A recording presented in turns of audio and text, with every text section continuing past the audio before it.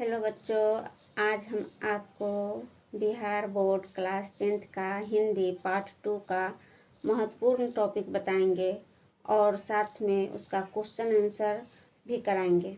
चलिए वीडियो को शुरू करते हैं। वीडियो को लास्ट तक ज़रूर देखिएगा कि एक एक टॉपिक आपके लिए बहुत ही महत्वपूर्ण है। विष के दांत एक कहानी है जिसका लेखक है नलिन बिलोचन शर्मा। पहले इनके विषय में, जन्म के विषय में जान जाते हैं कि इनका जन्म कहाँ हुआ है। तो जन्म 18 फरवरी 1916 के पटना बदरघाट में हुआ है। ठीक है। अब इनका निधन कब हुआ है? तो 12 सितंबर 1961 ईस्वी को।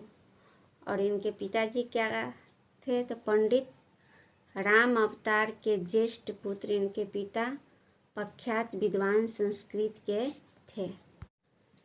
इनकी माता रत्नावती शर्मा है और इनका प्रारंभिक शिक्षा पटना कॉलेजियस्ट स्कूल से हुआ था।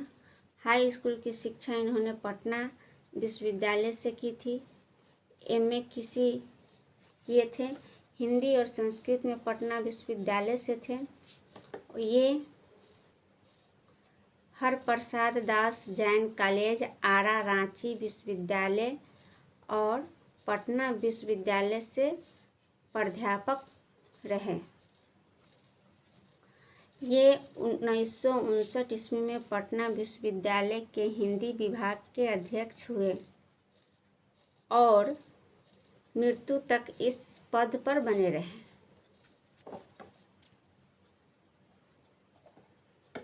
ये जन्म से भोजपुरी भाषी थे। इनका प्रमुख रचना था दृष्टिकोण, मानदंड, साहित्य का इतिहास, दर्शन। और आइए जानते हैं इनका उपन्यास कौन था। विशेष था प्रेमचंद्र, साहित्य, तत्व और आलोचनात्मक ग्रंथ, विष के दांत और 17 असंगृहीत पूर्व। ये पाठ से लिया गया है। सेन साहब की कार काले रंग की थी। सेन साहब की कार की कीमत 7500 रुपया थी। सेन साहब की लड़कियां 5 थी। सबसे बड़ी सीमा और सबसे छोटी आरती थी। खोखा घर के नियम में अपवाद था। खोखा के पिता उसे इंजीनियर बनाना चाहते थे।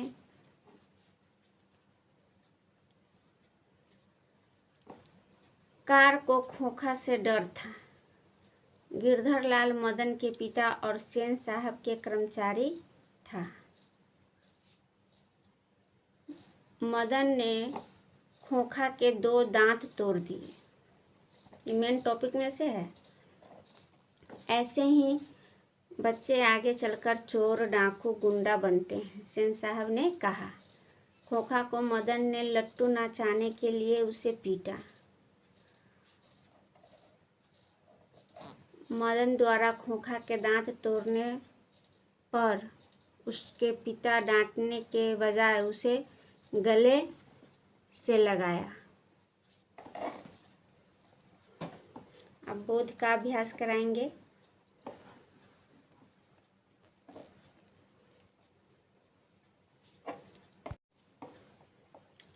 बोध और अभ्यास है। कहानी के शीर्षक की सार्थकता स्पष्ट कीजिए। कहानीकार नलिन बिलोचन शर्मा जी रचित विष के दांत शीर्षक कहानी का शीर्षक सार्थक है। सांप के दांतों में 2 विष के दांत होते हैं। यदि वह टूट जाता है तो वह सांप विषहीन हो जाता है। सेन साहब का खोखा सांप की तरह ही विषैला था। वह अपने सामने किसी को कुछ नहीं समझता था। किसी को भी पीट देता था। सांप के भांति पुकारने वाला सेन साहब का खोखा काश मदन से मार ऐसा खाया कि पुनः गली में आकर किसी पर उपकार कर भी नहीं सकता।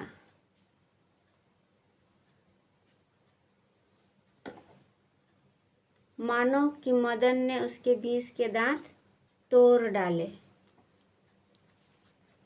ठीक है।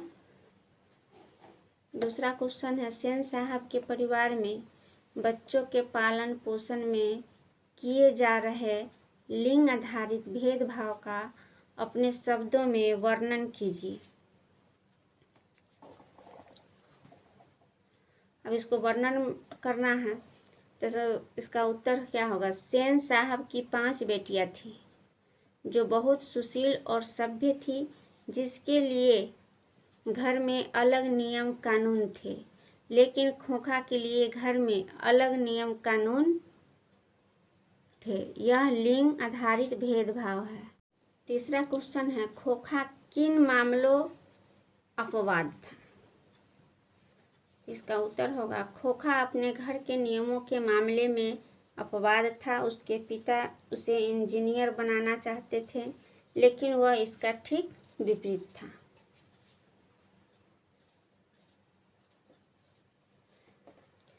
चौथा क्वेश्चन है, सेन दंपति खोखा में कैसी संभावनाएं देखते थे और उन संभावनाओं के लिए उन्होंने उसकी कैसी शिक्षा तय की थी। इसका आंसर हो जाएगा, सेन दंपति खोखा को इंजीनियर बनाना चाहते थे। इसके लिए सेन दंपति उसके शिक्षा के लिए भी अलग व्यवस्था कर रहे थे। उसके लिए पर सारा व्यवस्था कर चुके थे। यहाँ तक इसका आंसर हो जाएगा। यहाँ 5वां क्वेश्चन कह रहा है, सप्रसंग व्याख्या कीजिए। ठीक है, व्याख्या तो लंबा हो जाएगा, फिर भी चलिए हम बताते हैं। क है, लड़कियां क्या है, कठपुतलियां हैं और उनके माता पिता को इस बात का गर्व है। ठीक है, इसका आंसर देख लेते हैं। प्रस्तुत पंक्तियां हमारी हिंदी पाठ्य गोधूली भाग 2 के गद्य खंड पाठ से लिया गया है, जिसके रचयिता नलिन बिलोचन शर्मा हैं। वे कहते हैं कि सेन दंपति ने अपने 5 लड़कियों यह जरूर सिखाया है कि उन्हें क्या करना चाहिए और क्या नहीं करना चाहिए, जिससे उनकी लड़कियां कठपुतली मात्र बनकर रह गई।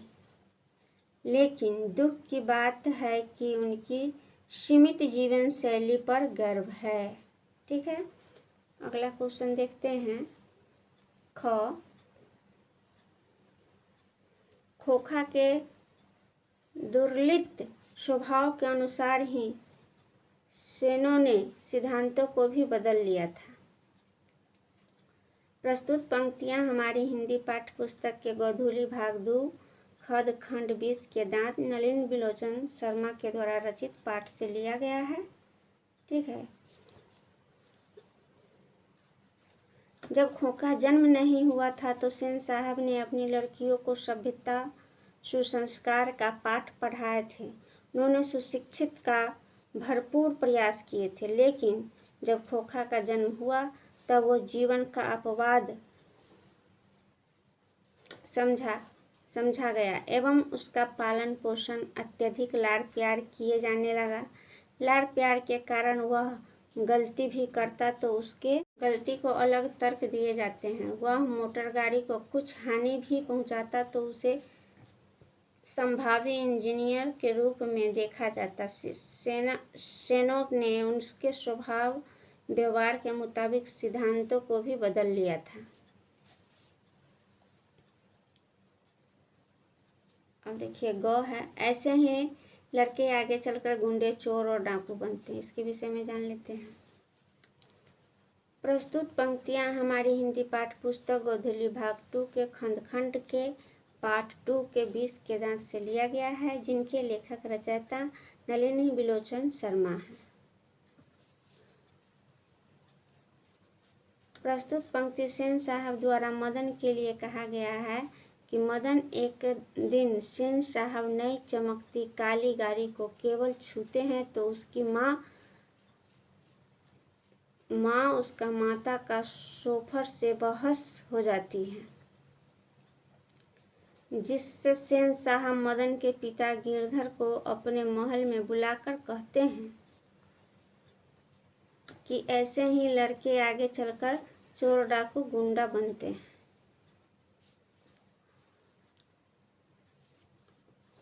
अब घ देखते हैं। हंस कौवा की जमात में शामिल होने के लिए ललक पड़ा। तो इसका जानते हैं। प्रस्तुत पंक्तियाँ हमारी हिंदी पाठ गोधूली भाग 2 के गद्य खंड पाठ 2 के 20 के दांत से लिया गया है, जिसके लेखक रचयिता नलिन बिलोचन शर्मा हैं। यह पंक्ति महल में रह रहे खोखा को हंस और झोंपड़ी में पल रहे मदन को कौवा की संज्ञा दी गई है। एक दिन मदन एवं उसके साथियों को खेलते देख खोखा का मन खेलने के मचल गया। लेखक के अनुसार उस समय ऐसा प्रतीत हो रहा था कि हंस कौवा के जमात से प्रभावित होकर उसमें शामिल होने के लिए एकदम ललक गया। ठीक है, ऐसे ही वीडियो देखने के लिए चैनल को सब्सक्राइब करना ना भूलें और वीडियो को लाइक करना ना भूलिएगा। अपने दोस्तों में शेयर ज़रूर कीजिएगा, क्योंकि 6 से हम जो क्वेश्चन हैं आगे का प्रश्न उत्तर अगले वीडियो में कराएंगे, क्योंकि वीडियो लंबा हो जाएगा। फिर मिलते हैं अगले वीडियो में, तब तक के लिए जय हिंद।